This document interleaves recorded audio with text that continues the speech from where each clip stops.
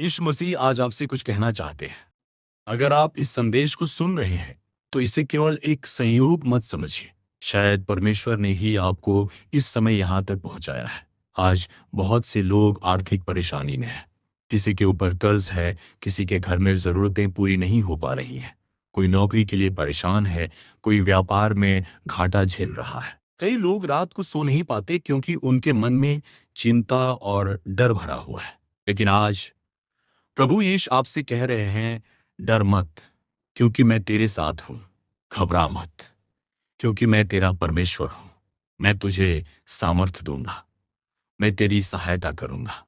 मेरे प्रिय भाई और बहन, कल्पना कीजिए कि कोई आपके हाथ में 1 लाख रुपए का चेक रख दे। उस समय आपके मन में कैसी खुशी होगी। आप सोचेंगे कि अब मेरी कुछ परेशानियां दूर हो जाएंगी। लेकिन आज मैं आपसे एक गहरी बात कहना चाहता हूँ।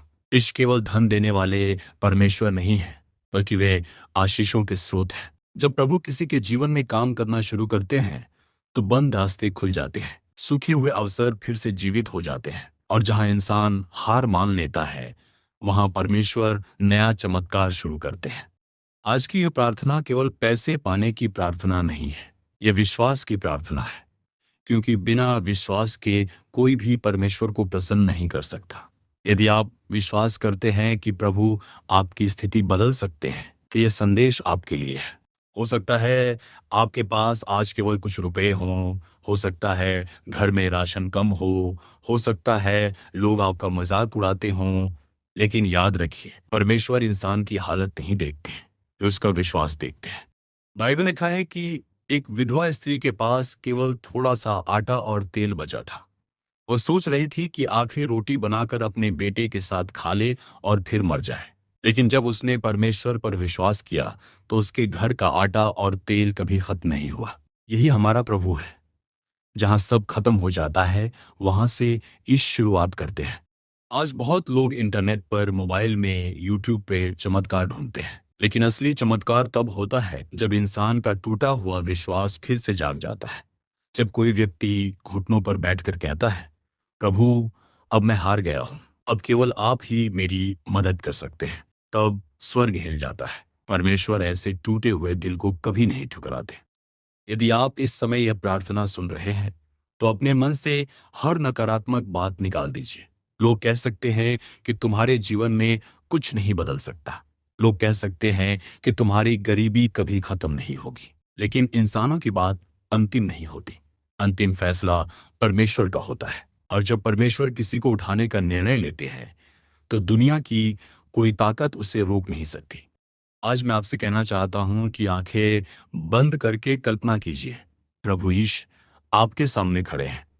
उनके हाथ में आशीषों से भरा हुआ जीवन है। वे आपको केवल पैसा नहीं देना चाहते, वे आपको शांति देना चाहते हैं, नया अवसर देना चाहते हैं, नया जीवन देना चाहते हैं। क्योंकि बहुत बार इंसान के पास पैसा तो होता है, लेकिन शांति नहीं होती। लेकिन ईश जहाँ आते हैं, वहाँ शांति भी आती है, आनंद भी आता है और बरकत भी आती है।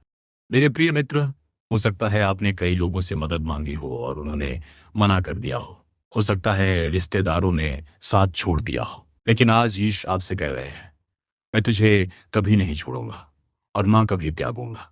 ये संसार बदल सकता है, लोग बदल सकते हैं, लेकिन प्रभु का प्रेम कभी नहीं बदलता। अब इस प्रार्थना को पूरे विश्वास के साथ सुनिए। हे स्वर्गीय पिता, मैं आपके सामने आता हूँ। प्रभु, आप मेरे दिल की हर परेशानी जानते हैं। आप जानते हैं कि मैं किन हालातों से गुजर रहा हूँ।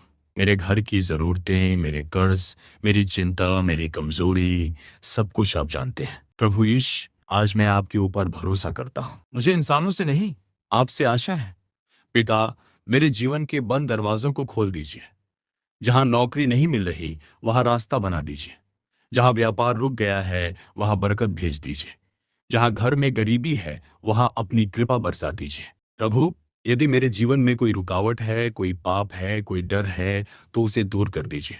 मेरे मन को शांति दीजिए और मेरे विश्वास को मजबूत कीजिए। मैं विश्वास करता हूँ कि आप मेरे लिए चमत्कार कर सकते हैं। मैं विश्वास करता हूँ कि आप मेरी आर्थिक स्थिति बदल सकते हैं। प्रभु यीशु, मेरे घर को आशीष दीजिए, मेरे परिवार को सुरक्षित रखिए, मेरे बच्चों को भविष्य दीजिए, मेरे हाथों के काम में बरकत दीजिए और जो भी ये प्रार्थना सुन रहा है उसके जीवन में भी अपनी महिमा प्रकट कीजिए। आमीन। मेरे भाई और बहन, याद रखिए, चमत्कार केवल एक दिन में आसमान से पैसा गिरने का नाम नहीं है। कई बार परमेश्वर एक नया अवसर देते हैं, सही लोगों से मिलवाते हैं, बंद रास्ता खोलते हैं या ऐसी मदद भेजते हैं जिसकी आपने कल्पना भी नहीं की होती। इसलिए कभी भी उम्मीद मत छोड़िए। बहुत लोग कहते हैं मैंने बहुत प्रार्थना की लेकिन कुछ नहीं हुआ। लेकिन क्या आप जानते हैं, कभी कभी परमेश्वर हमारी परीक्षा लेते हैं। वे देखते हैं कि क्या हम मुश्किल समय में भी उन पर भरोसा करते हैं या नहीं। जब आप अंधेरे में भी विश्वास बनाए रखते हैं तभी असली विश्वास साबित होता है।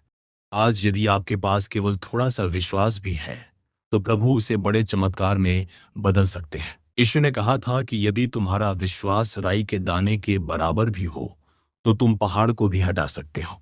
इसलिए अपने जीवन की समस्याओं को देखकर निराश मत होइए। परमेश्वर आपकी समस्या से बड़े हैं।